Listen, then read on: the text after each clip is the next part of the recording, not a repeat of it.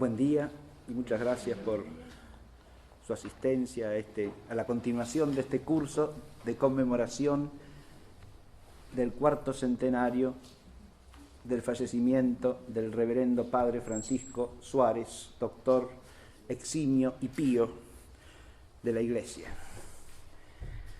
Hoy tenemos una clase sobre la síntesis jurídica de Suárez. En realidad, un tema semejante daría para un amplísimo curso. La síntesis jurídica de Suárez está expuesta fundamentalmente en su De Legibus, ac Deo legislatore, o sea, su tratado sobre las leyes y Dios legislador, que son dos gruesos volúmenes in folio en la edición de las obras completas. Digo fundamentalmente porque también en otras obras y en otros tratados de Suárez aparecen temas vinculados con el derecho y con la ley. Pero el objeto de esta clase es, primero, presentar un panorama sintético. De eso se trata. Si queremos hablar de una síntesis jurídica en Suárez, tenemos que mostrar el conjunto de su contemplación de lo que es el derecho y la ley.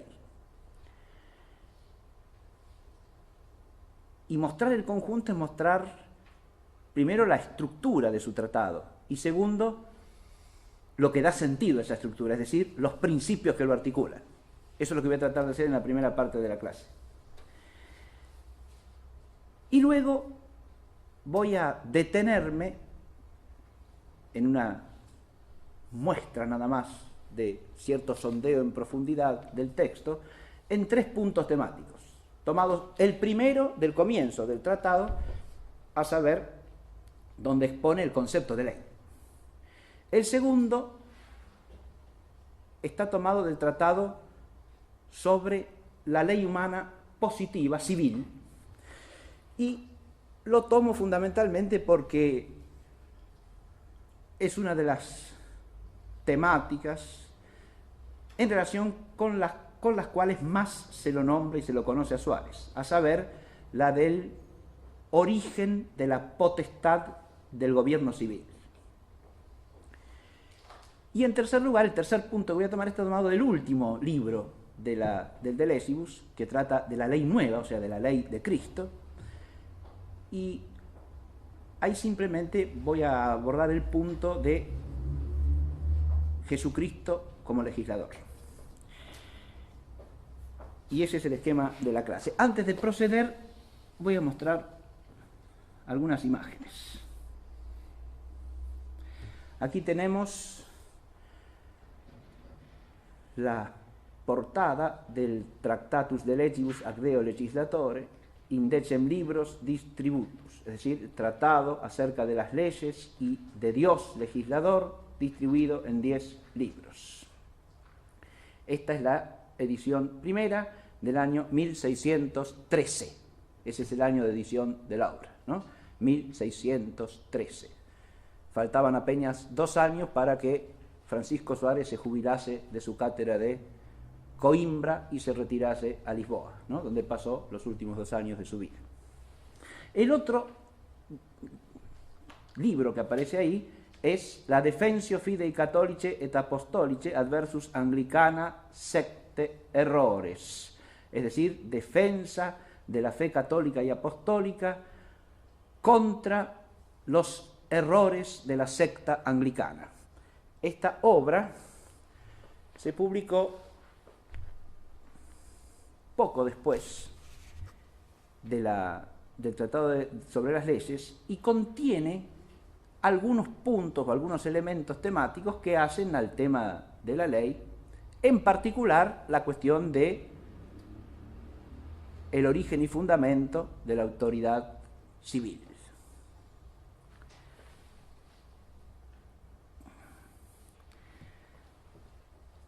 Esta es una imagen. He tomado imágenes de la pintura cusqueña, ¿no? que es una forma de arte en gran medida contemporánea de Suárez y profundamente afín al espíritu de la Hispania en que Suárez vive, ¿no? Esto representa obviamente la creación, ¿no? Pero nos presenta a Dios revestido con atributos que lo manifiestan como la fuente de toda potestad, de toda autoridad. Fíjense que lleva una corona imperial, ¿no? Lleva en su mano diestra la esfera del universo, el orbe, al que mira providentemente. Pero también lleva sobre la veste negra la estola cruzada, que de alguna manera lo muestra como fuente del sacerdocio también, es decir, de la autoridad eclesial, de la autoridad de la sociedad sobrenatural que es la Iglesia, ¿no? Es una imagen que de alguna manera se asocia al tema de Dios legislador, que es el enfoque de la síntesis de Suárez. En el proemio del De Legibus, Suárez aclara cuál es el tema y el enfoque del De Legibus. Y lo que dice ahí primariamente es que lo que va a ser es un enfoque teológico, es decir, una teología de la ley y del derecho. Que lo que va a contemplar es el tema de la ley desde el punto de vista de la teología, justifica por qué el teólogo tiene que ocuparse de eso, y la razón primaria es que ser legislador es un atributo de la divinidad. Por eso el tratado se titula acerca de las leyes y de Dios legislador, porque el teólogo tiene que contemplar las cosas en relación a Dios, obviamente. Por lo tanto, un tratado teológico de la ley lo que ha de hacer es mostrarnos el vínculo de toda ley con Dios, que es el supremo y primer legislador. Después, esta es una imagen que nos lleva a otra época, pero a un lugar próximo al escenario geográfico de composición del tratado, porque esto pertenece al pórtico de la gloria de la Catedral de Santiago de Compostela, ¿no? Y ahí lo vemos a Cristo en majestad, ¿no? Como rey soberano del universo. Acá ya la potestad de legislar aparece en él, pero al mismo tiempo es rey que recibe con sus manos abiertas mostrando las llagas de la pasión, es decir, es un rey que, como dice la tradición católica, reina desde el madero. Acá, en su gloria, conservando las llagas de la pasión, recibe a los peregrinos penitentes, ¿no?, para que entren en su iglesia, en su reino. Esta es otra imagen de Cristo Rey, que es quizá lo que podríamos llamar el ícono de Cristo Rey más común en la España, en la Hispania. España y Portugal en este aspecto son una unidad, de Suárez. Es Cristo crucificado, ¿no?, coronado, ¿no? Fíjense los rayos que lo coronan, ¿no?, y que hace alusión al mismo misterio que yo acabo de mencionar. Contemplar al Rey de la gloria crucificado es contemplar el misterio del reino desde una perspectiva de redención y también de misteriosa justicia y misericordia que se relacionan con el tema de la ley. Este es un ícono del niño Jesús como emperador del universo, también de la escuela cusqueña, fíjense, porque por un lado tiene la esfera del mundo coronado por la cruz como una imagen imperial, ¿no?, occidental, pero también tiene la corona de los incas, ¿verdad? Es decir, tiene atributos que permiten reconocerlo como rey soberano a todo el mundo allí, ¿no?, tanto desde la tradición hispana como desde la tradición incaica. Aquí aparece la Santísima Virgen como reina, ¿no?, su realeza. El ángel arcabucero, imágenes típicas de la escuela cusqueña, ¿no?, que son como la milicia de Dios, ¿no?, en el gobierno del mundo. Esto lo puse porque no se los había mostrado en clases anteriores. Suárez, mientras dio clases en Coimbra, residió en el colegio que tenían los jesuitas en Coimbra, cuya iglesia es la que se ve allí, ¿no?, era el Colegio de Jesús. Ahí es donde residía, donde vivía Suárez, ¿no? Acá está otra visión de la Universidad de Coimbra, ¿no? Y un aula de la universidad donde Suárez daba sus lecciones, entre otras cosas, sobre la ley y el derecho, que es lo que vamos a tratar de ver hoy. Muy bien, presentadas las imágenes, vamos al desarrollo de nuestra temática.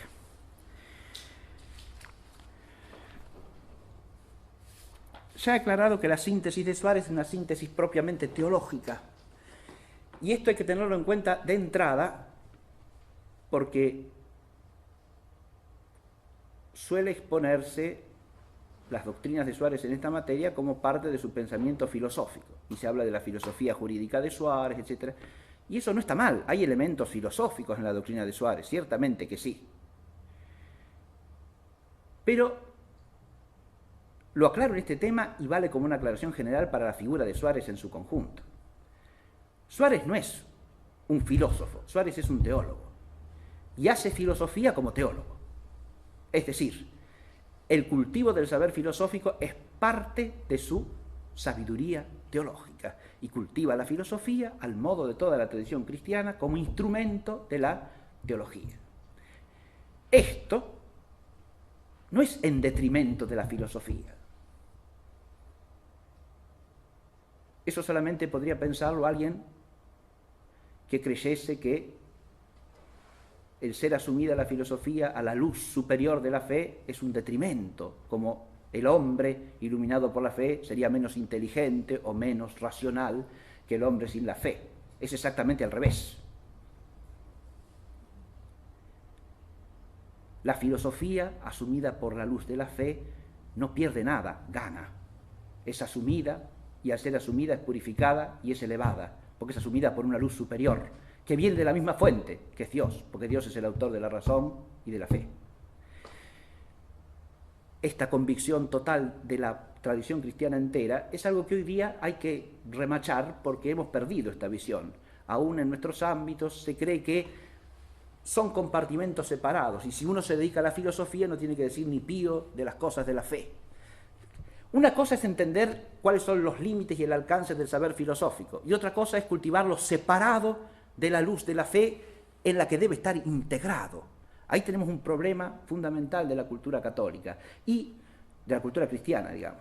Suárez en esto pertenece a la tradición, no cultiva la filosofía y la teología separadamente, las distingue perfectamente, no las confunde, pero no las separa, no las disocia. Y él es primariamente teólogo. Y lo que nos da es una síntesis teológica acerca de la ley, con una riqueza filosófica incluida extraordinaria. Por otra parte, aclaro otra cosa que es importantísima, me parece. Pretender que se puede hacer una filosofía sin un fundamento no filosófico, sin un sustrato y sin un trasfondo no filosófico, es un absurdo. Es contrario a toda realidad. La filosofía siempre arraiga en una visión total de la realidad que es prefilosófica. Y así pasaba en la Grecia clásica. La filosofía de la antigüedad griega arraiga en la cosmovisión de la Grecia clásica. Y es posible gracias a ella. Y de hecho solo es cultivable donde hay elementos afines a ese trasfondo. Y esos elementos afines en la tradición cristiana no solo existen, sino que están planificados, perfeccionados, purificados a la luz de la revelación.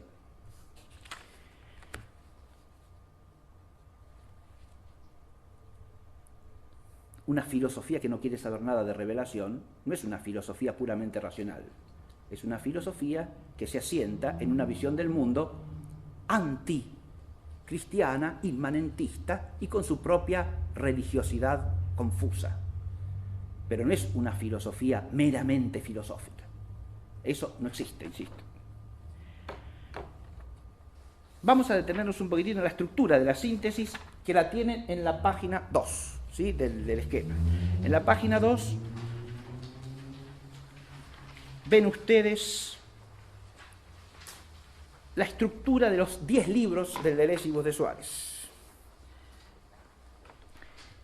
El libro primero trata de la esencia de la ley, de sus causas y efectos y de la necesidad y conveniencia de la ley. En ese libro primero lo que hace Suárez es exponer lo que podríamos llamar los presupuestos, los prenotandos de toda la obra. Si vamos a tratar de las leyes, tenemos que tener un concepto claro de lo que es la ley, ¿no? Su definición, su división, sus causas, sus efectos, su necesidad y conveniencia. Ese es el libro primero del tratado. Como es un tratado teológico, dado el concepto de la ley en general, ¿por dónde ha de empezar? Por la ley suprema,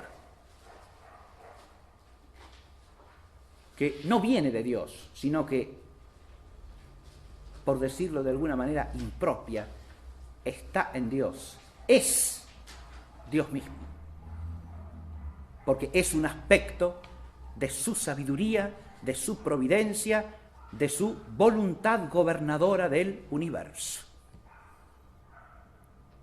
Y esa es la que se llama la ley eterna. De allí parte la síntesis de Suárez. El primer analogado de toda ley es la ley eterna. Y la ley eterna es la regla o norma del gobierno de todas las cosas creadas y creables, tal como está en la sabiduría de Dios y en la voluntad gobernante de Dios. Por eso arriba está Dios creador, agraciador, gobernador, legislador. Dios tiene todos estos atributos. Es creador, Dios creante, es Dios elevante, que comunica la gracia, eleva su creación al orden sobrenatural.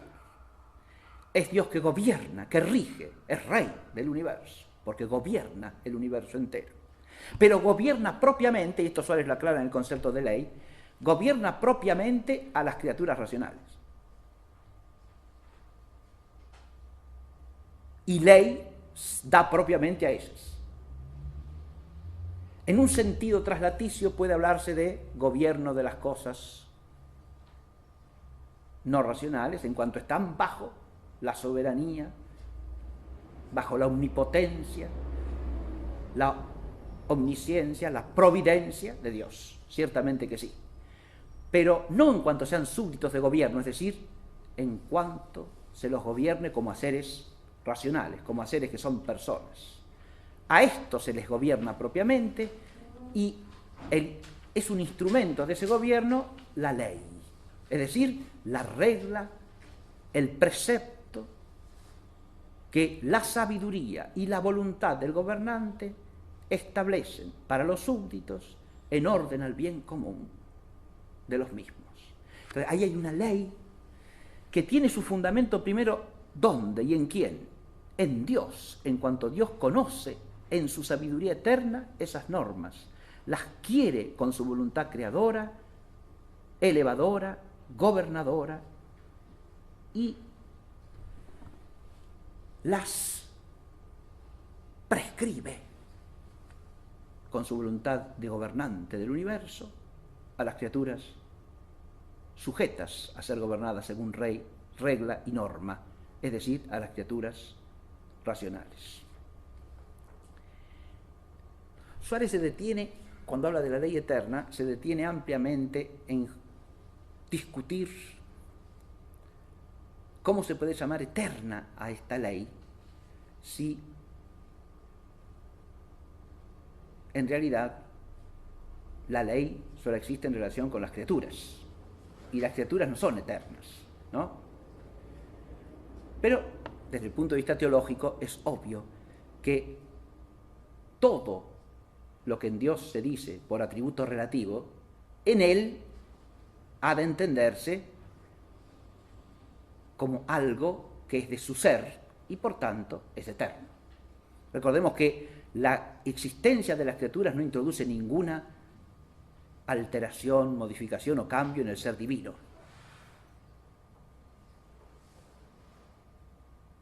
No por ser creador, Dios adquiere una perfección que no tendría si las criaturas no existiesen. Toda la relación real está del lado de la criatura, no del lado de Dios. Y lo mismo pasa con el gobierno del mundo. Gobernar el universo entero no lo hace a Dios más perfecto de lo que es en sí mismo. La ley es eterna porque es algo de la sabiduría de Dios, no porque la criatura que se rige por la norma sea eterna.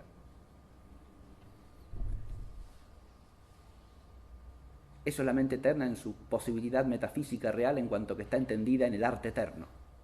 Eso ya es metafísica, pero de Suárez también. Y ese trasfondo metafísico es el que fundamenta también la ley eterna, siguiendo aquí a Santo Tomás, que dice que la ley eterna es al gobierno divino del mundo, lo que el arte eterno es a la creación. Establece una analogía de proporcionalidad, ¿no? La ley eterna es al gobierno divino del mundo, lo que el arte eterno, o sea, las razones ejemplares de todas las cosas creables y creadas de hecho, tales como están en la sabiduría divina creadora, son a la creación. Esto implica, esta analogía que Suárez retoma de Santo Tomás, implica que la ley eterna es la causa ejemplar de toda ley. ¿Esto qué significa? Que toda ley participada, porque la ley distinta de la ley eterna es una ley participada, tiene en la ley eterna su fundamento. Es ley en cuanto que es participación de la ley eterna, en cuanto tiene en ella su fundamento sapiencial, providencial, gubernativo.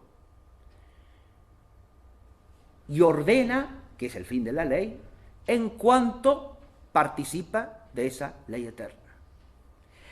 ¿Cuáles son esas leyes participadas según el esquema de Suárez? De la ley eterna trata en el libro primero. En el mismo libro trata de la primera ley participada, que es la ley natural. Y en unión con la ley natural trata de la ley de gentes, que es próxima a la ley natural. Ahora, la ley natural, estamos todavía en el libro primero, la distingue Suárez en dos: la ley natural natural y la ley natural sobrenatural. ¿Cómo es esto? ¿Qué quiere decir con esto? De nuevo, en esto no hace más que seguir un modo de hablar que establece Santo Tomás en la Suma de Teología. Porque ante la objeción de que la división entre ley natural y ley positiva no es suficiente, sino que haría falta poner otro miembro, porque ahí está faltando la ley divina, sobrenatural, que no es ni natural ni positiva, Santo Tomás contesta que no hace falta incluir otro miembro, porque toda ley, proceda de Dios como legislador, o proceda del hombre, o es natural, o es positiva. También la ley divina que hace al orden sobrenatural. Esa es de alguna manera ley natural en cuanto está en la esencia, en la naturaleza del ser sobrenatural. Muy bien, esto es lo que quiere, este es el modo de hablar que adopta Suárez. Hay una ley natural del hombre en cuanto a naturaleza creada. Hay una ley natural. Natural, el primer natural, ¿qué significa? Significa esencial. O sea, es una ley puesta con el ser mismo, ya sea el ser de orden natural, ya sea el ser de orden sobrenatural, en cuanto, al conocer la inteligencia, ese ser está necesitado de concluir ciertas normas en conformidad con ese ser que conoce y que dimanan de ese ser. Si ese ser es de naturaleza, tendríamos la ley esencial o natural, natural. Y si ese ser es sobrenatural o de gracia, tenemos la ley natural, sobrenatural. La ley natural la pone Dios al poner el ser de la cosa. Sea el ser de naturaleza, sea el ser de gracia. Pero la pone como ley ¿en quién? En la criatura racional, en la criatura inteligente. ¿Por qué? Porque esta es la que puede partiendo de su inteligencia, sea la inteligencia natural para la ley natural, sea la inteligencia iluminada por la fe para la ley natural sobrenatural, es la que puede reconocer la norma, el principio del recto obrar a que está llamado. Es decir, cómo debe obrar y qué ley debe seguir en sus actos, como miembro de la vida social. Y como ser humano, o como ser humano elevado por la gracia, que está llamado al fin último, porque la ley ordena el todo social al fin último, al bien común, que en última instancia es el bien común supremo, que es el fin último. Todas las características de la ley, que la ley corresponde propiamente, no es cualquier precepto o norma, sino el que se da en la sociedad perfecta, ¿no? El que da la autoridad que gobierna la sociedad perfecta, en orden al bien común, que debe ser intrínsecamente justo. Todo eso lo explica al definir el concepto de ley, ¿no? Y es totalmente clásico en eso. Suárez, clásico en el sentido de que sostiene la doctrina común de toda la escolástica sana, podríamos decir. Ley natural. Después de la ley natural hay de gentes. En el libro tercero pasa a la ley humana positiva civil. Ley humana positiva civil. Esta es la ley no puesta por Dios mismo en el ser del hombre, sino la ley que dicta una autoridad humana. Acá es donde va a venir el problema de, ¿pueden tener los hombres potestad para legislar sobre otros hombres? ¿Por qué y cómo? Luego tenemos la ley humana positiva eclesiástica o canónica. Esta es la que dictan hombres sobre hombres también, pero en la sociedad que es la Iglesia.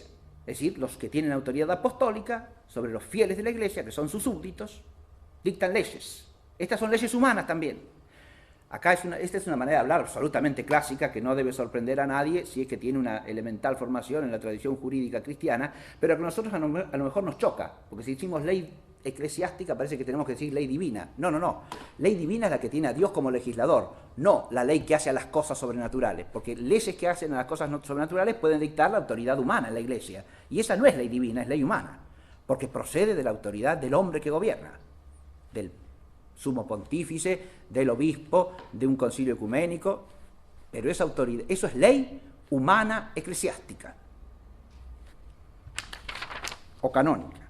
De esa trata en el libro cuarto. Los libros que van del 5 al 8 tratan de una serie de especificaciones que nos abren un panorama sumamente rico y profundo en el Tratado de Suárez, que nos muestra que Suárez, además de ser un gran teólogo y filósofo, es un hombre que conoce de derecho, ¿no? Porque desarrolla una serie de temas en los cuales abundan las autoridades propiamente jurídicas, a las que cita constantemente. Los juristas de su tiempo, quiero decir, y los juristas antiguos, y las fuentes del derecho civil, y las fuentes del derecho canónico.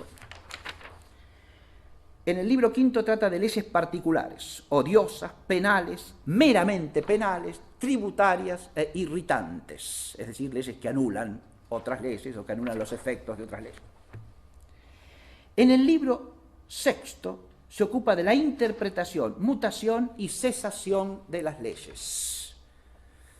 Interpretación, es decir, la ley puede por interpretación ser extendida en su aplicación, más allá de lo que dice la letra, puede ser, al contrario, restringida por excepción, ¿sí?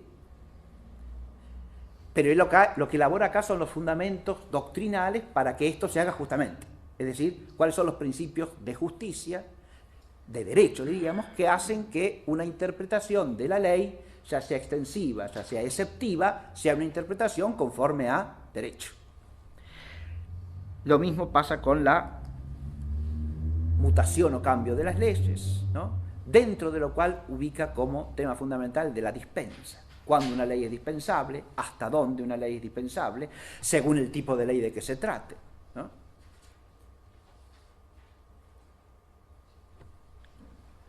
Y por último, la abrogación de la ley, ¿no? ¿Qué leyes se pueden abrogar? ¿Qué leyes no se pueden abrogar? En el libro octavo trata de la ley consuetudinaria, es decir, de la costumbre como fuente de derecho. Es un libro también interesantísimo, ¿no? En que parte muy clásicamente de la distinción entre costumbres conforme a derecho, costumbres extrajurídicas y costumbres contrarias al derecho, que nunca jamás pueden ser fuente de derecho alguno, ¿no? Es decir, la costumbre sin más no es fuente de derecho. Tiene que revestir ciertas condiciones, ciertas características, tiene que ser aceptada con ciertas condiciones también, como norma o como regla. ¿Sí? Elabora toda una doctrina sobre el derecho consuetudinario, el libro octavo. Y por último, el libro séptimo, perdón. Y el libro octavo, que es el último de estos tratados complementarios, diríamos, trata de los privilegios. Este es un tratado que a nosotros nos puede de entrada asombrar, ¿no? Porque si uno parte de una concepción igualitarista de la ley, ¿no? O del derecho, puede pensar que el privilegio es una cosa ya desterrada del derecho. En realidad, se lo puede desterrar más ideológicamente que realmente, porque el privilegio es parte del orden de lo justo. El problema es qué privilegio es jurídico y qué privilegio no. Eso es de lo que se ocupa Suárez en este libro. Cuando el orden de lo justo permite establecer privilegio o exige establecer privilegio. ¿Y respecto de qué? ¿Y qué características tienen los privilegios o las leyes que establecen privilegios? ¿Y por qué son leyes? ¿En qué sentido el privilegio Porque una característica de la ley es que es universal. Y el privilegio parece no revestir esta característica, ¿no? Por eso, ¿cuándo el privilegio en realidad es ley? ¿Cuándo reviste condición de ley? ¿Y qué notas tiene que tener? ¿No? Tiene que tener cierta universalidad de algún tipo, porque si no, no podría ser ley en sentido propio, ¿no? Usted puede establecer un privilegio para cierto oficio o función, por ejemplo, pero es para todos los que ejerzan ese oficio o función. Reviste la universalidad del oficio o la función, no es un privilegio meramente personal, ¿no? Que ese no constituiría ley, aunque pudiese ser parte del orden de lo justo, pero nunca ley. Bueno, yo estoy haciendo un panorama para mostrar el orden, nada más temático, de la estructura de la síntesis de Suárez. En los últimos dos libros, noveno y décimo, trata de la ley divina positiva. Acá veníamos de la ley humana positiva en sus dos aspectos, ¿no? Ley humana positiva civil, ley humana positiva canónica. Después toda una serie de temas que dije precisan el panorama de la ley positiva con toda su complejidad. Y ahora pasa a la ley positiva divina. O sea, no la que pone autoridad humana, sino la que pone Dios mismo. En esto la ley divina positiva, en el tener a Dios como autor, es como la ley natural. Pero no es una norma precepto puesto con el ser mismo de la criatura racional, sino que es una norma precepto promulgado sobrenaturalmente por Dios a través de la revelación. Esa es la ley divina positiva. Y por eso la divide en ley divina positiva del Antiguo Testamento o veterotestamentaria y ley divina positiva nueva o de Cristo, que planifica, trasciende y deja caducos los preceptos transitorios de la ley veterotestamentaria. Y es la ley positiva divina última, final. Este es el esquema temático. Ahora, ¿hay algún principio de orden de esto? Vamos a tratar de señalarlo brevemente en el esquema que ustedes tienen en sus hojitas y que yo he reproducido acá en el pizarrón, ¿no?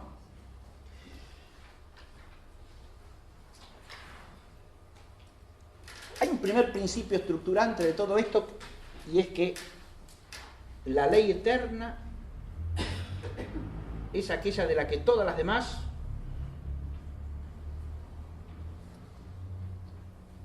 traen su condición de ley, porque si no son participación suya, no son ley alguna. Primera cosa fundamental.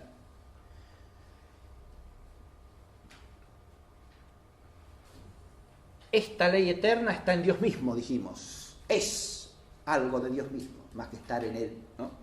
Que es una manera impropia de hablar. Si toda ley es participación de la ley eterna, toda ley es un instrumento del gobierno divino del mundo. Y a través de la ley, que es auténtica ley, quien legisla en última instancia es Dios.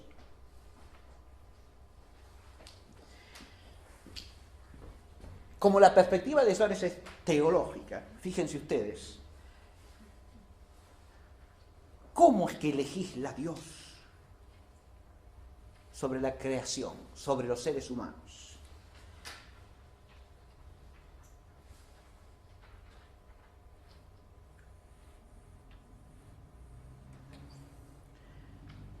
Fíjense, como creador y agraciador, legisla ¿de qué modo? Y primero que nada, acá, ¿no? Por la ley natural y de gentes, la de gentes como participación de la ley natural en cuanto a las relaciones entre las comunidades humanas políticamente organizadas entre sí, ¿no? ¿Por qué me remonto a Dios creador acá? Porque precisamente Dios como creador y agraciador es el autor de la naturaleza y de la gracia, ¿verdad?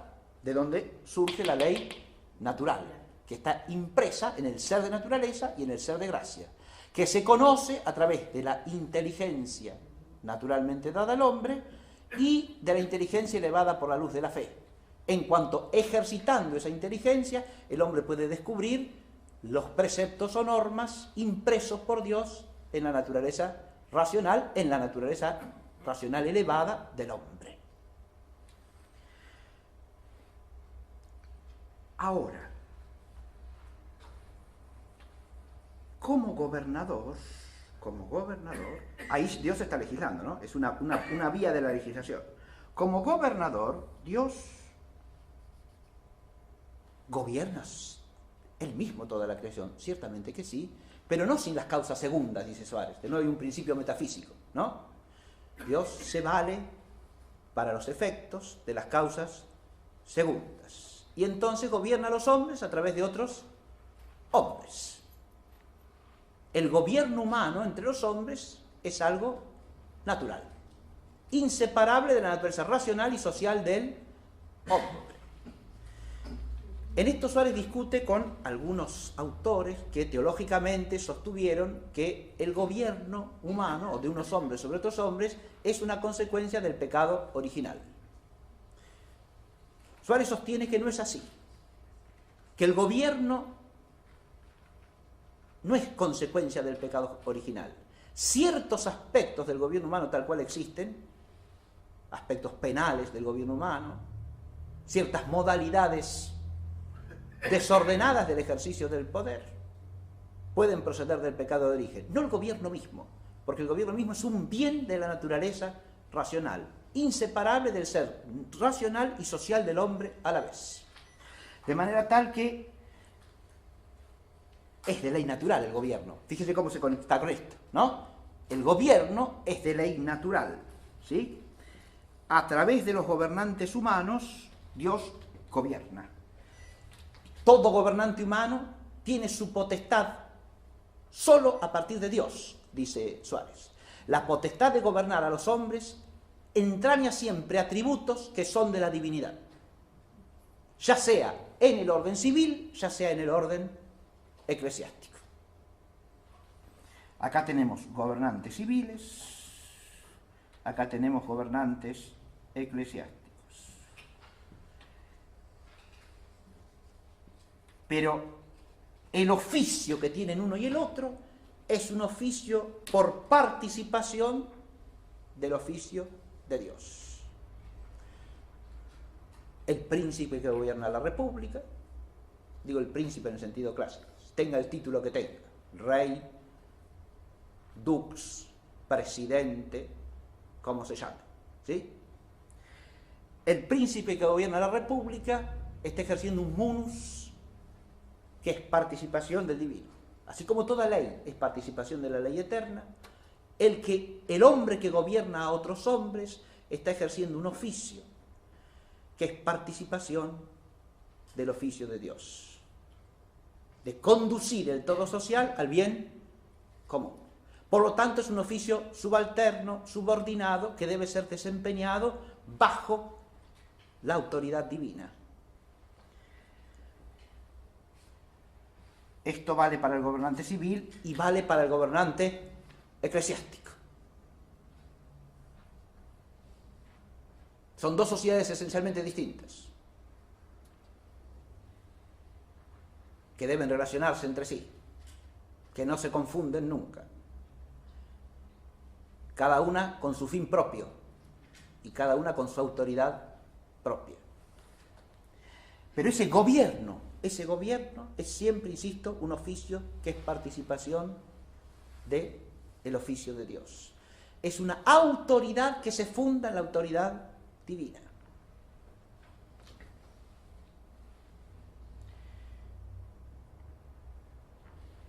Ahora, parte del carácter gobernador y legislador en particular de Dios, y también agraciador, fíjense, ahora estas tres cosas se unen, tiene que ver con ¿qué? Con la ley divina positiva, ¿no? Ahora Dios, acá ¿qué hace? Se revela, ¿sí? Esto tiene que ver con la ley natural sobrenatural, ¿no? Acá tenemos la ley natural y acá la ley natural sobrenatural. Esta es la que pone la gracia, ¿no? La gracia es correlativa ¿a qué? De una manera a esta ley.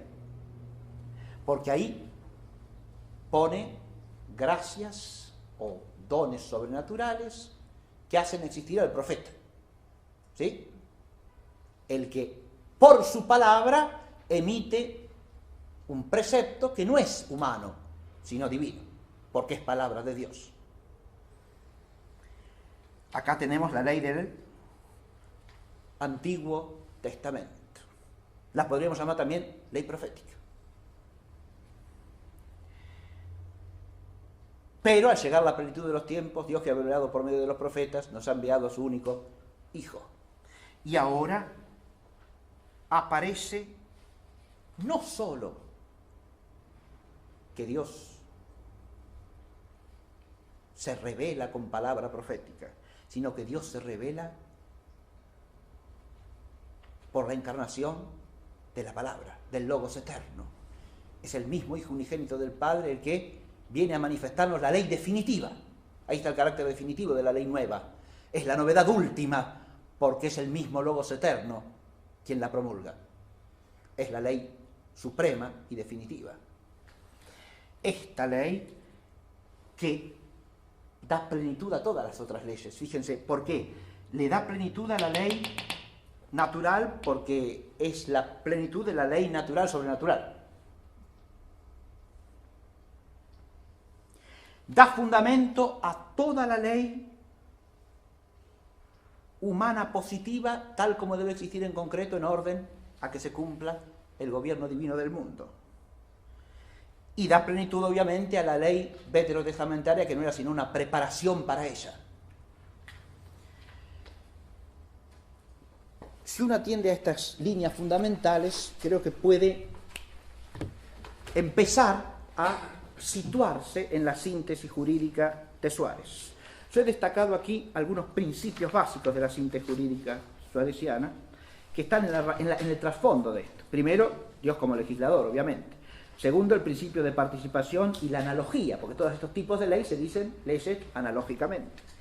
Tercero, la vida espiritual como integridad, inteligencia y voluntad, sabiduría y virtud moral. Eso que se dice propiamente del hombre ya tiene su raíz en el hecho de que la ley eterna es al mismo tiempo un atributo de Dios que hay que relacionar con la sabiduría de Dios y con su voluntad gobernadora. ¿Está claro? De manera que integra en sí misma inteligencia y voluntad. El concepto suareciano de ley no se reduce ni a un discernimiento de la inteligencia que es necesario para que haya ley. Porque quien distingue la norma recta, la regla del bien, es la inteligencia. Pero la inteligencia sola no basta para la ley, según la tesis de Suárez.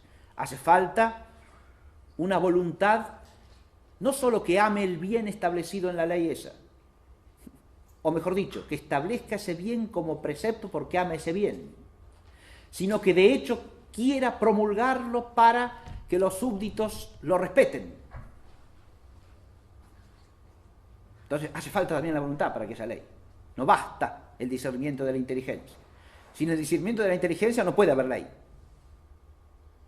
Pero sin la voluntad de promulgar el precepto, tampoco, ¿no? Hay una... Este tema lo voy a tomar enseguida brevemente. La primacía del bien común es otro asunto. Obviamente, el bien común de la totalidad de la creación, que es el orden del universo, el bien común de todos los hombres en orden a su fin último, es el fin de la ley. Y por lo tanto, es un principio articulante del todo. Suárez dice en el proemio una cosa magnífica, en el proemio del Legibus, y es que Dios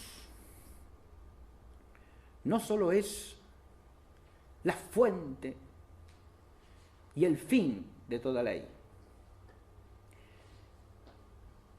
sino que además es por su don que podemos vivir conforme a la ley.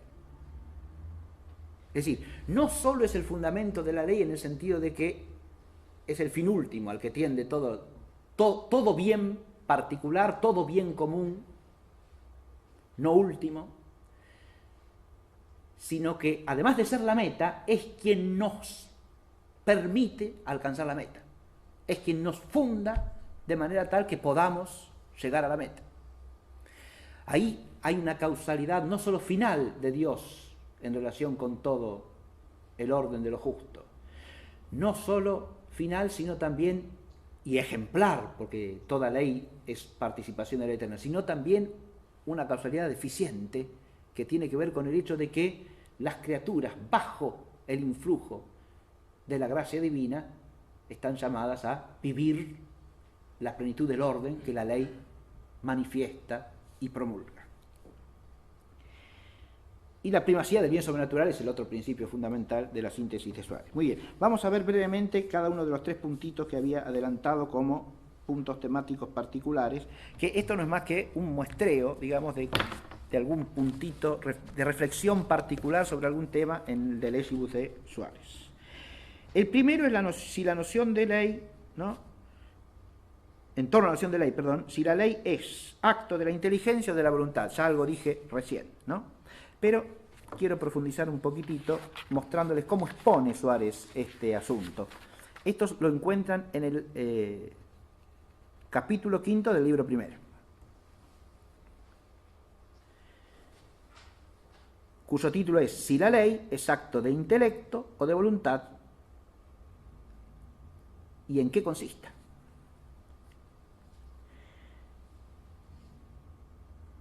Primero expone la sentencia de que es acto del intelecto. Esa sentencia se atribuye a Santo Tomás, a Cayetano, Vicente de Beauvais, Soto, un tomista contemporáneo de Suárez,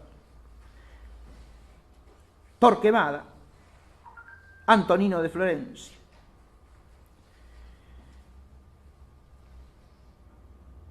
Y lo que expone a continuación son los fundamentos, los argumentos, ¿no? ¿Por qué se dice que la ley es acto del intelecto? Primero hay argumentos de autoridad, se citan textos de la Escritura donde la ley está asociada a la inteligencia de Dios, a la sabiduría de Dios, al discernimiento, que es acto de la inteligencia, a la recta razón o a la luz del entendimiento. Hay toda una serie de citas que, tanto del Antiguo como del Nuevo Testamento, que asocian la ley a la inteligencia. ¿Está claro? Y citas de filósofos también, ¿no? Como Aristóteles, Platón. La ley después se expone como cosa de la inteligencia por una serie de argumentos. Primero, porque a la ley le corresponde ordenar. Y ordenar es cosa de la razón. Segundo, porque la ley ilumina, ¿no? Recordemos el Salmo. Tu ley, tus preceptos iluminan mis ojos, ¿no es cierto? La ley ilumina. Iluminar es propio de la inteligencia, de la razón. Segundo argumento. El tercero es que la ley es regla. Pero la voluntad no es regla. La voluntad tiene que ser regulada por la inteligencia. Por lo tanto, el que pone la regla es el intelecto. Y el cuarto argumento sería que no existe un acto de voluntad al que pueda asociarse la ley. En cambio, el acto propio de la ley, que es obligar a la voluntad por una cierta necesidad, es propio de la inteligencia que le da el objeto a la voluntad. Después se pone la sentencia de los que sostienen que la ley es acto de la voluntad. Ahí nombra a Enrique de Gante, Gabriel Bill, San Buenaventura, Medina, Durando de San Porciano, Gregorio de Valencia, Occam. Fíjense ustedes que la ley ahora es acto de la voluntad. Aclara muy bien que entre estos autores que cita hay a su vez diferencia de sentencias. No todos dicen lo mismo, y es una aclaración sumamente oportuna, porque sostener que es acto de la voluntad puede hacerse de dos maneras distintas, que hay que distinguir con total claridad. Una cosa es que sea acto de la sola voluntad independientemente de la inteligencia, o de una voluntad que resuelve por sí misma, sin necesidad alguna, antecedente,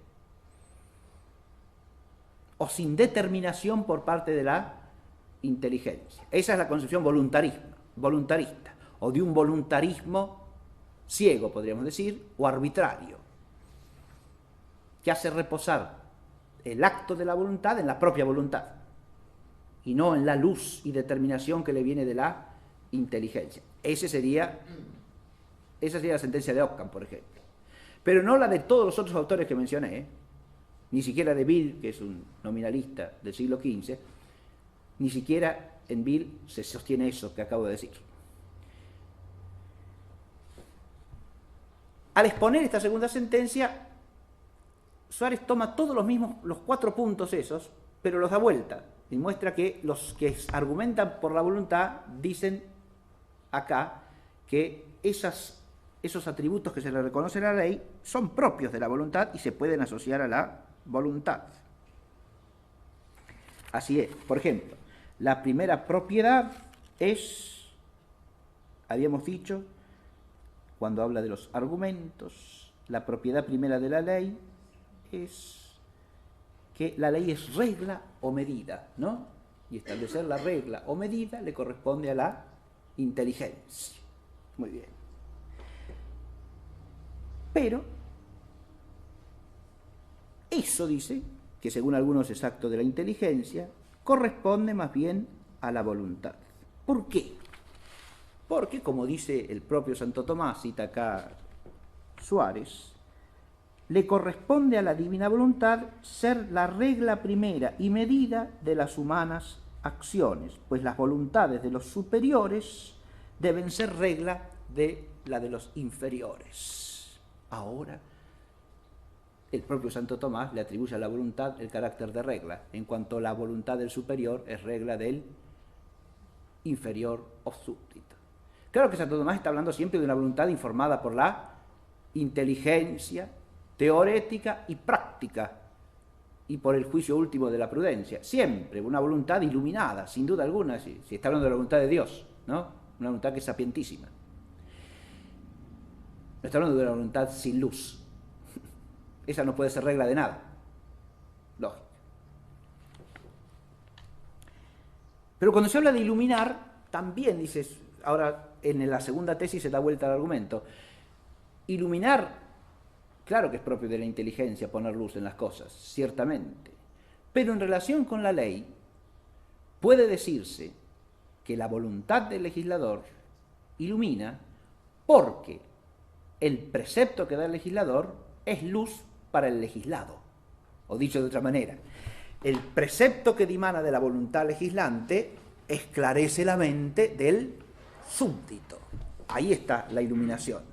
Puede esclarecer la mente del súbdito porque lleva luz de inteligencia en la raíz, ciertamente que sí. Pero aunque el súbdito no entienda la razón que está implícita, ilumina porque es la voluntad del que establece la norma. ¿Está claro? Le ilumina lo que debe hacer. Le dice cuál es el camino que debe seguir. Le abre paso. Le ilumina. ¿No? Bueno, no voy a detenerme más en esto. Sostiene una tercera tesis, Suárez, presenta una tercera tesis. La tercera tesis es la de aquellos que sostienen que es más que nada esto una cuestión de palabras y de modos de hablar, porque es obvio que en el acto de legislar intervienen tanto la inteligencia como la voluntad. Y lo que hay que hacer es discernir bajo qué respecto es acto de la inteligencia y bajo qué respecto es acto de la voluntad. Esa sería la tercera opinión, que la expone también con sus razones. Presentadas las tres opiniones, concluye Suárez que las tres son opiniones básicamente razonables, que se pueden sostener, especialmente la tercera. Pero a mí me parece, dice, ahora pone su opinión, ¿está claro? Fíjense ustedes, esto es propio del estilo de Suárez. Ha expuesto las sentencias en la materia, aclara que las tres son opiniones razonables, si se las sostiene con buen fundamento y moderación. Las tres. O sea, está diciendo ninguna de estas tres cosas es un disparate, ¿no? A usted le parece mejor esta, le parece mejor aquella. Son tres opiniones razonables y respetables. Especialmente parece razonable la tercera. Me parece que sí. Pero a él no le convence del todo la tercera. Y entonces él sostiene su propia opinión, y su propia opinión es que parece más razonable decir que, habida cuenta que la ley implica tanto el acto de la inteligencia como el acto de la voluntad, el acto formalmente constitutivo de la ley, me parece a mí, dice Suárez, es acto de voluntad. Porque la ley implica la voluntad de imponer a los súbditos un precepto para que lo cumplan. Y eso no es acto de la inteligencia. Sin eso no hay ley en sentido formal. Si a usted le dicen, esto es así, esto es lo justo, pero usted lo dicen para que usted lo estudie, lo averigüe, lo indague, se convenza, me parece muy bien. Eso no es ley. Eso es una clase de filosofía jurídica, de teología jurídica o de derecho, ¿no? Mire, lo justo es esto. Magnífico. Estoy de acuerdo. No estoy de acuerdo. Pero eso no es la ley. ¿La ley presupone el discernimiento de la inteligencia? Ciertamente que sí. Según Suárez, tiene su raíz en la voluntad de ordenar. Eso hace necesario el acto de la inteligencia para discernir como inteligencia práctica lo que es debido o lo que es conveniente establecer como precepto. Luego interviene nuevamente la voluntad que quiere esa norma y luego interviene la inteligencia para formular el precepto adecuadamente. El logos es obra de la inteligencia, ¿sí? Interviene de nuevo la inteligencia para formular el precepto y comunicarlo a los súbditos. Pero esa comunicación, en cuanto implica un imperio de la voluntad, es finalmente obra de la voluntad. Bien. Esta es la opinión de Suárez. Listo. Suficiente. Segundo punto, es un punto que voy a desarrollar, voy a retomar en la clase próxima, así que hoy voy a hacer bastante escueto, breve, pero es el tema famoso de la potestad civil, ¿no? ¿Corresponde que un hombre gobierne a otros hombres o no? Y lo primero que empieza, estamos en el capítulo primero del libro tercero. Si van a su esquemita, el libro tercero trata de la ley humana, positiva, civil, ¿no? Y acá en el capítulo primero se pregunta a Suárez, el título de la cuestión que titula el capítulo es si existe en los hombres potestad para dar leyes o para legislar.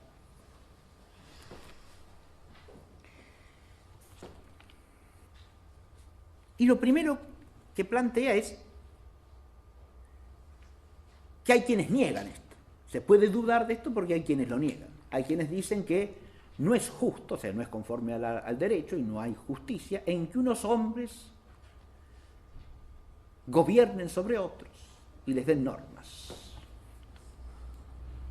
Está claro, sería una tesis según la cual el ejercicio de autoridad de unos hombres sobre otros es siempre injusto.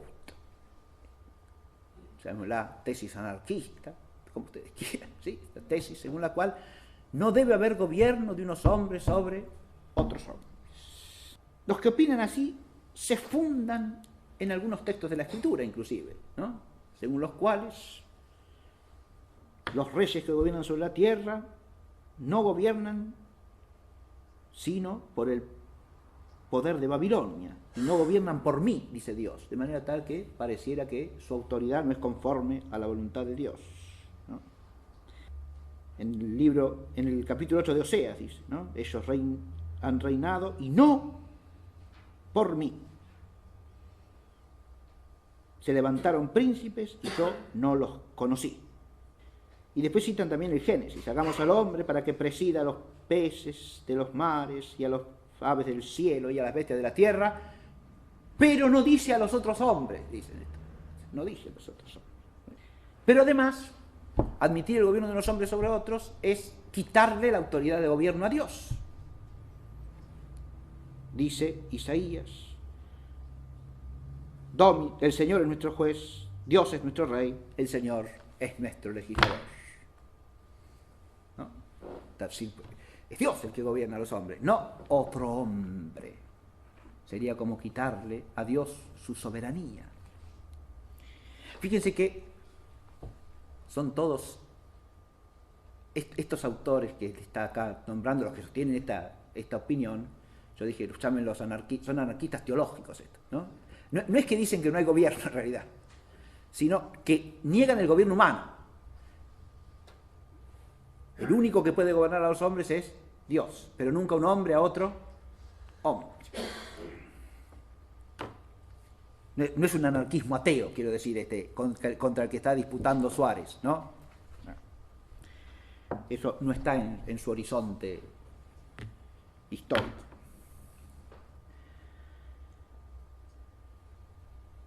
Pero una vez que ha expuesto las dudas de los que niegan esto, dice, en este punto se pueden referir varios errores heréticos que trataremos mejor a continuación.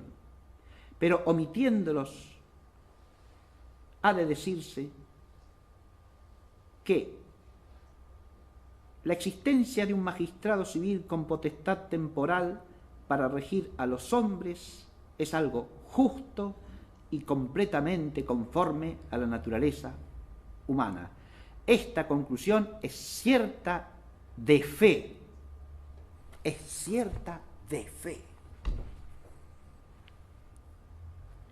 Lo que puede probarse por el ejemplo de Dios mismo que ha constituido en el pueblo judaico este modo de régimen, primero por los jueces, después por los reyes, y que sin duda, los cuales sin duda han tenido principado y potestad temporal y han sido tenidos en el pueblo de Dios con veneración y respeto. Y no interesa que se diga que ellos han tenido esa potestad de Dios mismo, porque en verdad esa potestad en ellos no excedía los límites naturales. aunque el modo de adquirirla hubiese sido por una especial providencia. El ser conveniente de la naturaleza humana se toma también de la conveniencia con el régimen de la comunidad humana para el cual el gobierno es necesario. Y esto se confirma con la costumbre. Y después cita Proverbios 8, por mí reinan los reyes.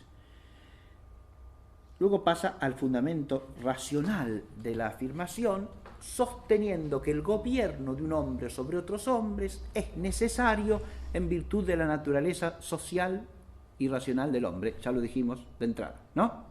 Acá expone eso ampliamente. Y eso se da en toda sociedad humana, dice. Porque la sociedad, como conjunto de nación de personas que es, necesita, en cuanto cuerpo moral, que es una cabeza, sin la cual no puede ordenarse al bien común.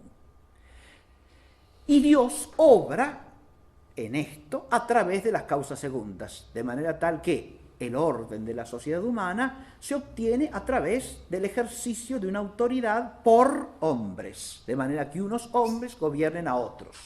Esto ya aparece así, dice, en la sociedad doméstica o familiar, que es la primera de todas y la más necesaria en orden a la conservación del género humano y de la vida racional y de la vida moral.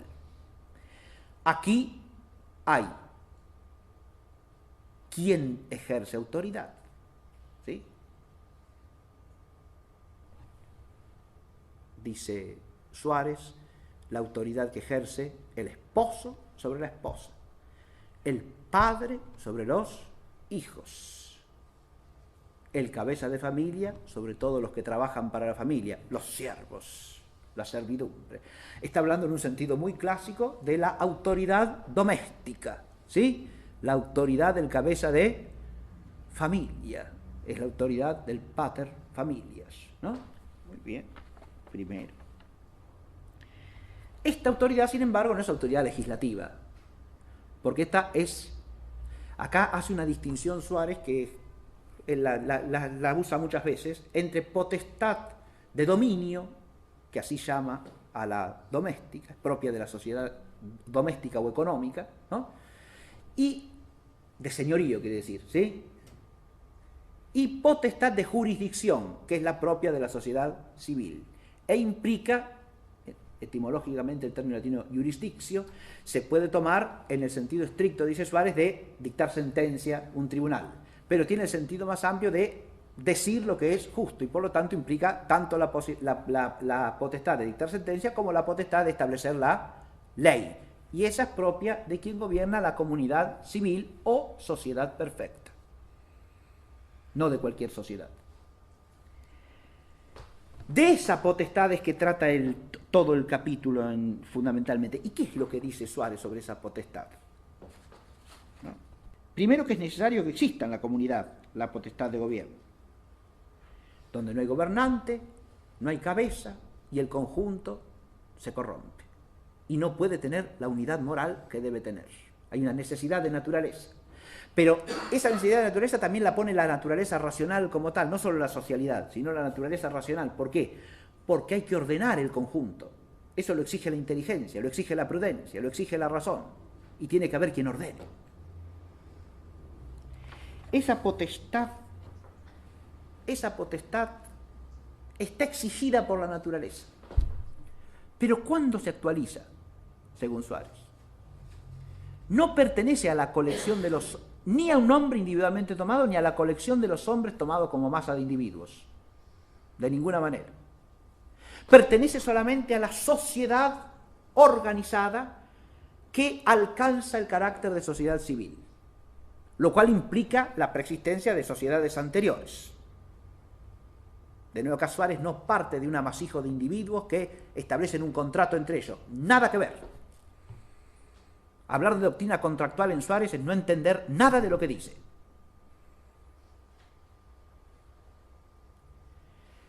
Los hombres están llamados por naturaleza a agruparse en sociedades más amplias que la familia. Y últimamente en la sociedad civil, que es sociedad natural, dice Suárez. Después las sociedades civiles, o sea, las ciudades pueden agruparse en unidades mayores si parece conveniente. Pero, o sea, en principados, en reinos, en estados mayores, diríamos nosotros. ¿Bien? Pero el que las familias no pueden aisladas subvenir al bien común adecuado a la naturaleza humana, eso es de la naturaleza. Por lo tanto, se exige una agrupación mayor. Esa agrupación mayor está impresa por ley natural en los hombres. Ahora, los hombres pueden en acto pasar a este tipo de asociación. Ahí hay algo que es de la voluntad humana. El hombre podría no hacerlo y quedaría en un estado de imperfección, contra la naturaleza, ¿está claro? Ahora, en cuanto los hombres hacemos esto, dice Suárez, no podemos evitar la necesidad de que haya un gobierno y de que haya leyes. Eso nos lo impone la naturaleza. Él pone la analogía de la sociedad doméstica. Una vez que los esposos han dado el consentimiento matrimonial, quedan sujetos a todo lo que exige el orden natural respecto de lo que es un matrimonio. Pueden contraer o no contraerlo el vínculo, pero una vez que lo contraen, implica toda una serie de órdenes, de preceptos que van implícitos en la naturaleza del vínculo. Lo mismo pasa con la sociedad civil. Fíjese que no es una doctrina de contrato esta, ¿no? En cuanto los hombres convienen en formar tal sociedad civil concreta, inmediatamente, por ley de naturaleza, han establecido la necesidad de un gobierno común y han establecido la necesidad de alguien que legisle. Y en este sentido, dice, la autoridad de los hombres para legislar procede inmediatamente de Dios. ¿Está claro? Porque es de ley natural. Ahora bien, la famosa parte que suele mencionarse en relación con Suárez, ¿cuál es? ¿Qué es lo que hace que tal o cual magistrado determinado tenga la potestad de legislar?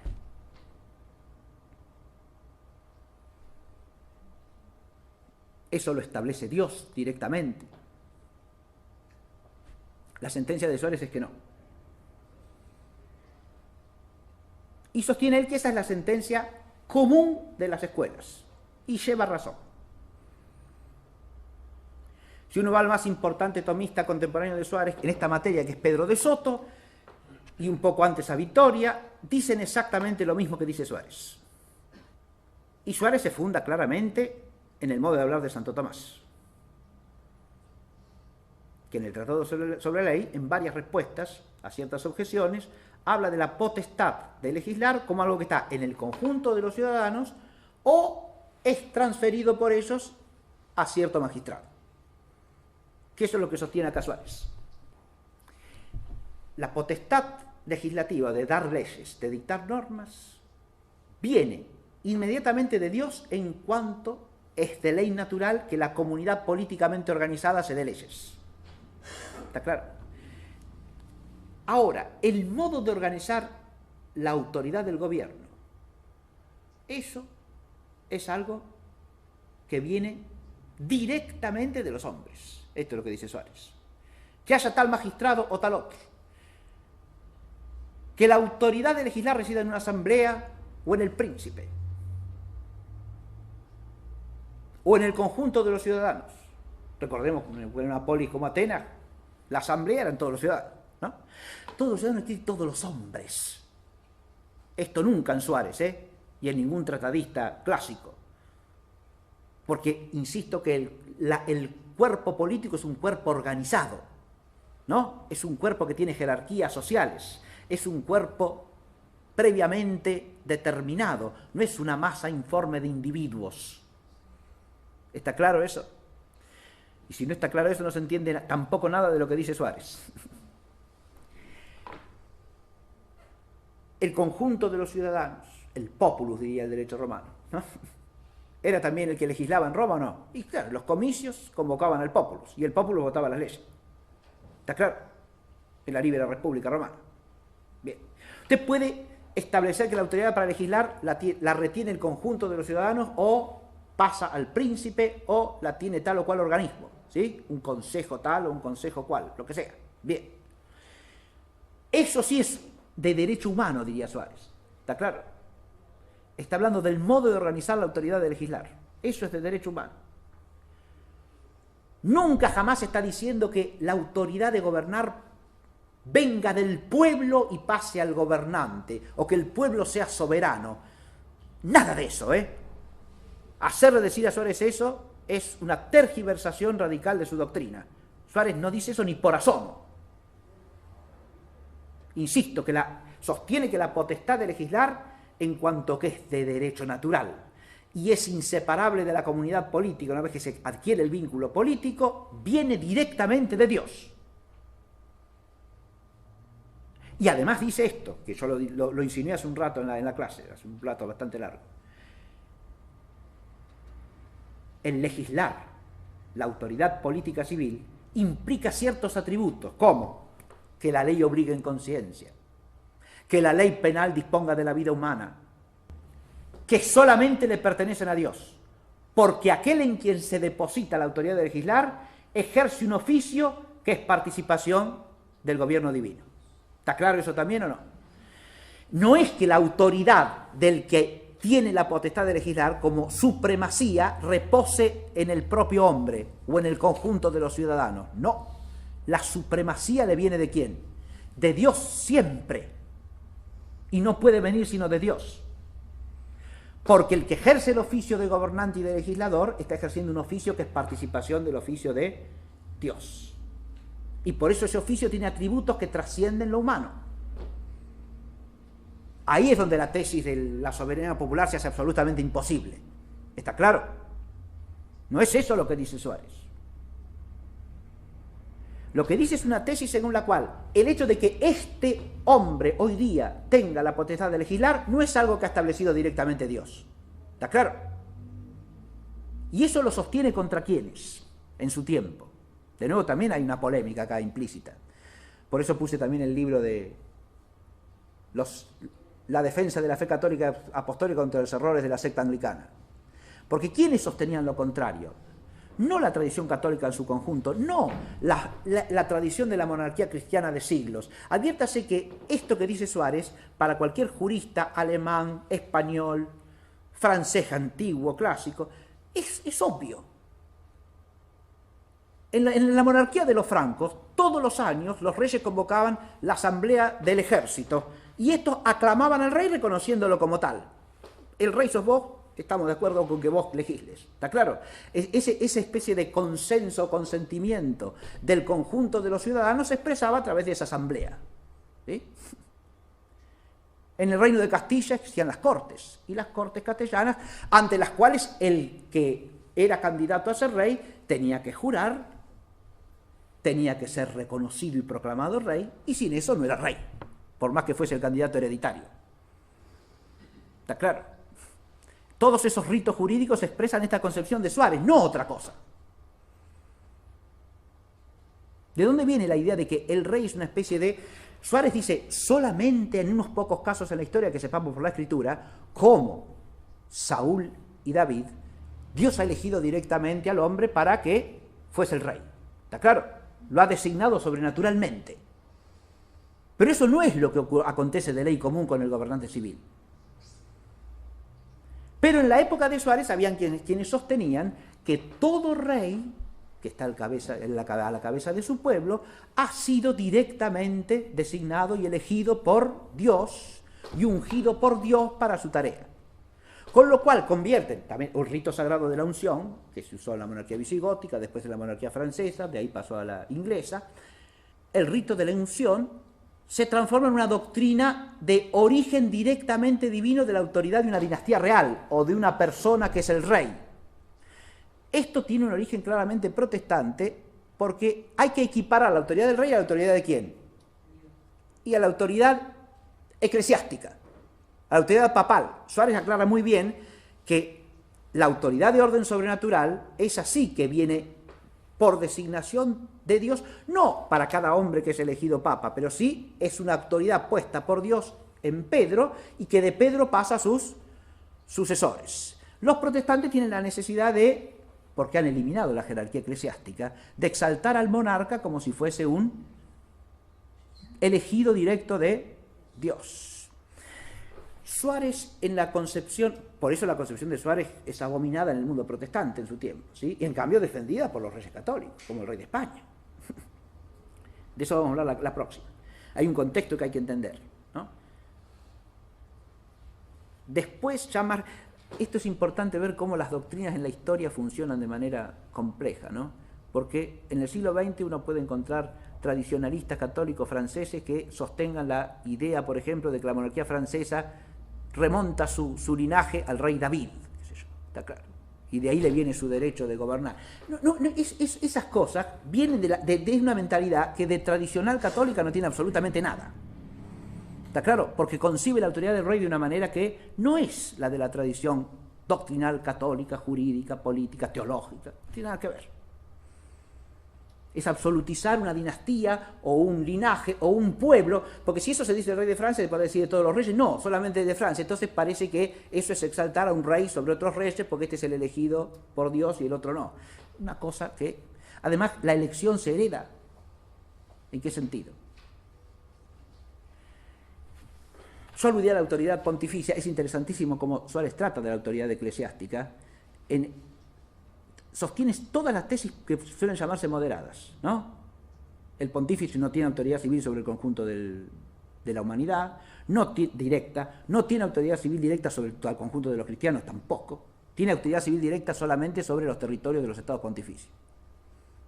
Autoridad indirecta, o sea, autoridad para iluminar a los príncipes según la doctrina de la fe y para aplicarles la ley canónica como súbditos de la autoridad eclesiástica, eso sí. Eso lo tienen sobre todo los miembros de la Iglesia, ¿está claro? De la comunidad eclesial. El último punto, el último punto era la ley nueva. Digo una cosita y nos vamos. La ley nueva, así termino con el esquema, pero muy, muy breve, ¿eh? Cuando trata de la ley nueva, el último, salto acá, de este punto de Suárez voy a volver a tratar algo en la clase próxima, así que con lo que dije por hoy suficiente. El último punto que había anunciado era de la ley nueva. Este libro es bellísimo, además de ser profundo, es de una belleza extraordinaria. Empieza hablando de los nombres de la ley nueva, ¿no? Los nombres de la ley nueva, y los recorre con una sabiduría escrituraria admirable, ¿sí? La ley nueva se llama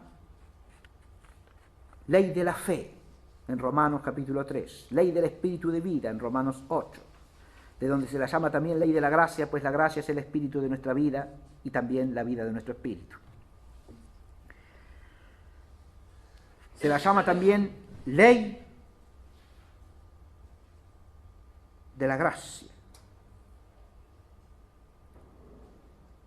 o gracia directamente, porque no recibisteis el espíritu de servidumbre y de temor, sino que recibisteis el espíritu de adopción de hijos, por el que clamamos Abba, Padre, que es espíritu de dilección, o sea, de amor cristiano. Ley de libertad, porque donde está el espíritu del Señor, ahí está la libertad, dice Santiago. Ley escrita en el corazón, según Jeremías, capítulo 33. Ley nueva, porque ya sea porque renueva al hombre entero por la gracia, como dice San Agustín, o porque es la última ley dada por Dios, que deja antigua la anterior, como dice San Cirilo, o porque se centra en el mandamiento nuevo que el Señor nos da, que es el resumen y fundamento de toda la ley. La ley nueva, ¿no? Muy bien. Y un solo puntito quiero destacar, porque tiene que ver también con el contexto histórico de Suárez y tiene una vigencia enorme hoy día. El capítulo primero se llama Si la ley nueva es verdadera y propiamente ley, y Cristo el Señor, perfectísimo legislador. ¿Y de dónde viene la duda? ¿Por qué se plantea esto como cuestión? Porque esto lo niegan, dice Suárez, todos los herejes de nuestro tiempo que se llaman protestantes. Según la concepción protestante, Cristo ha venido a traer la gracia. Y la gracia no implica precepto ni ley alguna. Al contrario, la gracia nos libera de la ley y de los preceptos. Se opone a la ley. La antigua alianza era la ley. Ahora tenemos la gracia. Y la gracia tiene un solo precepto: creer. Basta creer. Y nada más. Porque si no, nos hubiera liberado la gracia de Cristo. Estaríamos todavía bajo el yugo de la ley. El único precepto es que creamos. Es decir, que confiemos en la gracia. Y con eso basta. ¿Está claro? Es la doctrina de la sola gracia sin ley. Y por supuesto sin obras conforme a la ley. Jesucristo, por lo tanto, no fue legislador alguno, fue solamente salvador. Esta sentencia es formalmente herética, nos advierte Suárez, y va contra lo definido expresamente por el Concilio de Trento, y vale la pena que leamos los cánones respectivos. Dice el canon 19 de la sesión sexta sobre la justificación: si alguno dijere que nada está mandado en el Evangelio además de la fe, que lo demás es indiferente, ni mandado ni prohibido sino libre, o que los 10 mandamientos nada tienen que ver con los cristianos, sea anatema. Si alguno dijere que Jesucristo fue dado por Dios a los hombres, del canon 21, como redentor en quien tienen que confiar, pero no como legislador al que tienen que obedecer, sea anatema. Acá Suárez está poniendo claridad en una cuestión que en su tiempo estaba oscurecida. Clarísima desde el magisterio de la Iglesia, por cierto. Los cánones de Trento son luminosos. Están diciendo, descartando la concepción según la cual basta la fe fiducial. Cristo ha abolido los mandamientos. No importa eso. Lo único que importa es tener confianza en el Salvador. Y por lo tanto Cristo no es legislador. Es Salvador, pero no legislador. Entonces Suárez detiene largamente a mostrar todos los textos de la Escritura, tanto del Antiguo como del Nuevo Testamento, que implican el carácter de rey, de legislador, de gobernador del Mesías, en relación con el reino. Todas las palabras del Señor en la cual éste expresamente da preceptos y por lo tanto legisla. Todos los actos de Cristo que implican, al manifestarse Él como juez soberano, en un juicio en el cual exige no solo la fe, sino haber cumplido con los preceptos mandados por Él, ¿no? Y luego hace pie en el concepto recto de la fe, que vive por las obras, o la fe operante por la caridad, según la fórmula de San Pablo, ¿no? Sin lo cual no hay salvación por la fe, ¿no? De manera tal que lo que hace es ponernos de manifiesto que Jesucristo es legislador. Ahora, la ley nueva, esto también lo enseña, y en esto sigue y profundiza, creo yo, la doctrina de Santo Tomás. La ley nueva no es ley exteriormente promulgada, es ley interiormente promulgada, porque no es promulgada básicamente en palabras. Las palabras del Señor la explicitan y la corroboran, pero la ley está promulgada por la gracia y por el Espíritu que nos ha sido dado. Es decir, acá está el vínculo profundo que tiene la ley natural sobrenatural con la ley divina positiva. El yugo del Señor es blando, no porque el Señor nos dé preceptos, sino porque los pone en nuestro corazón según había sido anunciado por los profetas. Es decir, nos da un ser nuevo, que es el que nos, por la fuerza de su gracia, nos hace capaces de vivir según esos preceptos. Es una ley interiormente promulgada, que básicamente, dice él, en la mayoría de sus preceptos es ley natural sobrenatural. Y solo en algunos preceptos, sobre todo los de carácter, más que los de carácter moral, los de carácter cultual, o sea, los que hacen a la vida sacramental y al misterio sacramental, es ley positiva. ¿Está claro?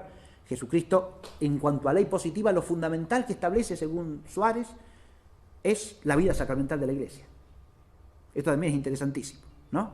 Los preceptos positivos fundamentales del Señor son preceptos cultuales. Cada vez que hagáis esto, hacedlo memoria mía. ¿Sí? Lo que vosotros atareis queda atado, lo que vosotros desatareis queda desatado. Ir y hacer discípulos a todos los pueblos, bautizándolos en el nombre del Padre y del Hijo y del Espíritu Santo, y enseñándoles a cumplir todo lo que yo he mandado. Suárez también hace hincapié en que su carácter de legislador es manifiesto porque funda la Iglesia. Y como fundador de la Iglesia, debe organizarla con una autoridad y con una ley, ¿no? Muy bien, este es un punto interesantísimo y me parece de suma vigencia como luz en el espíritu y en la inteligencia hoy día también, ¿no? Es decir, es un tema que vale la pena meditar y reflexionar, como todos los temas que desarrolla Suárez a lo largo de su inmensa, monumental obra sobre las leyes y Dios legislador. Muchas gracias, hasta la próxima.